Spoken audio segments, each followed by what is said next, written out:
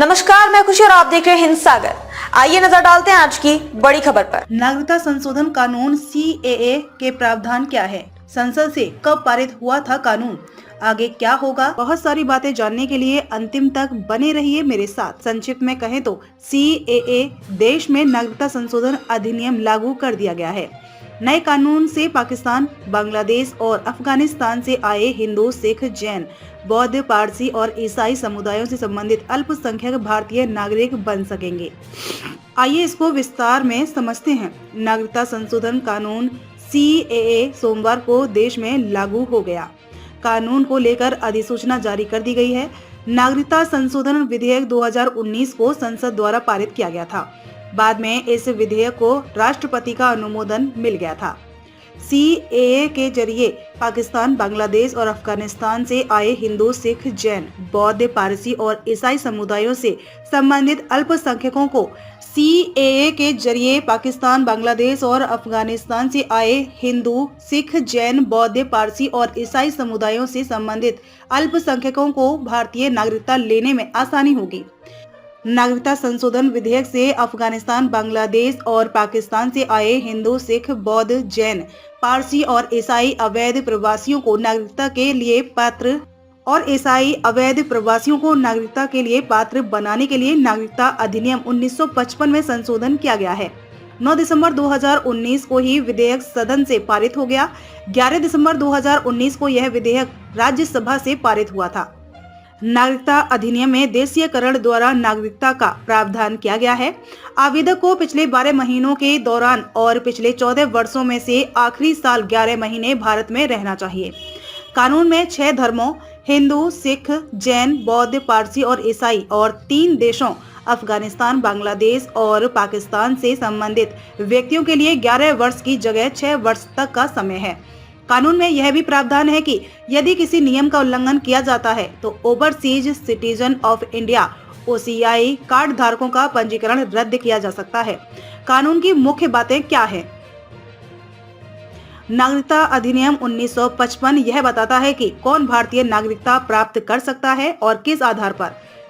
कोई व्यक्ति भारतीय नागरिक बन सकता है यदि उसका जन्म भारत में हुआ। कोई व्यक्ति भारतीय नागरिक बन सकता है यदि उसका जन्म भारत में हुआ हो या उसके माता पिता भारतीय हों या कुछ समय से देश में रह रहे हों आदि। हालांकि अवैध प्रवासियों को भारतीय नागरिकता प्राप्त करने से संबंधित किया गया है। पासपोर्ट और वीजा जैसे वैध यात्रा दस्तावेजों के बिना देश में प्रवेश करता है या वैध दस्तावेजों के साथ प्रवेश करता है, लेकिन अनुमत समय अवधि से अधिक समय तक रहता है। विदेशी अधिनियम 1946 और पासपोर्ट भारत में प्रवेश अधिनियम 1920 के तहत अवैध प्रवासियों को कैद या निर्वासित किया जा सकता है। 1946 और 1920 अधिनियम केंद्र सरकार को भारत के भीतर विदेशियों के प्रवेश, निकास और निवास को विनियमित करने का अधिकार देते हैं। 2015 और 2016 में केंद्र सरकार ने अवैध प्रवासियों के कुछ समूहों को 1946 और 1920 अधिनियमों के प्रावधानों से छूट देते हुए 2 अधिसूचनाएं जारी की थी।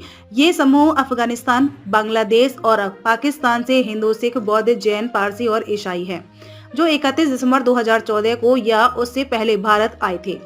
इसका मतलब यह है कि अवैध प्रवासियों के इन समूहों को निर्वासित नहीं किया जाएगा। क्या होगा, क्या नहीं? नागरिकता संशोधन अधिनियम 2019 भारत के 3 पड़ोसी देशों से धार्मिक आधार पर प्रताड़ित होकर भारत आए शरणार्थियों को भारत की नागरिकता का अधिनियम देने का कानून है। नागरिकता संशोधन कानून के संदर्भ में कई गलतफहमियां फैली थी। यह नागरिकता देने का कानून है। CAA से किसी भी भारतीय नागरिक के नागरिकता नहीं जाएगी, चाहे वह किसी भी धर्म का हो। यह कानून केवल उन लोगों के लिए है जिन्हें वर्षों से उत्पीड़न सहना पड़ा और जिनके पास दुनिया में भारत के अलावा और कोई जगह नहीं है। कोरोना के कारण नागरिकता संशोधन कानून को लागू करने में देरी हुई, लेकिन अब इसे हम लागू कर दिए हैं। भाजपा ने 2019 लोकसभा चुनाव मैनिफेस्टो में कहा था कि वह पड़ोसी देशों से प्रताड़ित धार्मिक अल्पसंख्यकों के संरक्षण के लिए सिटीजनशिप अमेंडमेंट बिल को लागू करने के लिए प्रतिबद्ध है। खबरों में अब तक के लिए बस इतना ही। फिर होगी आपसे मुलाकात ऐसी एक और बड़ी खबर के साथ। तब तक के लिए नमस्कार और देखते रहिए हिंद सागर। ऐसे ही लेटेस्ट अपडेट्स के लिए हमारे चैनल को सब्सक्राइब करें और तुरंत नोटिफिकेशन पाने के लिए बेल आइकन प्रेस करना ना भूलें। और यदि आप हमें फेसबुक के माध्यम से देख रहे हैं तो हमारे चैनल को फॉलो जरूर करें।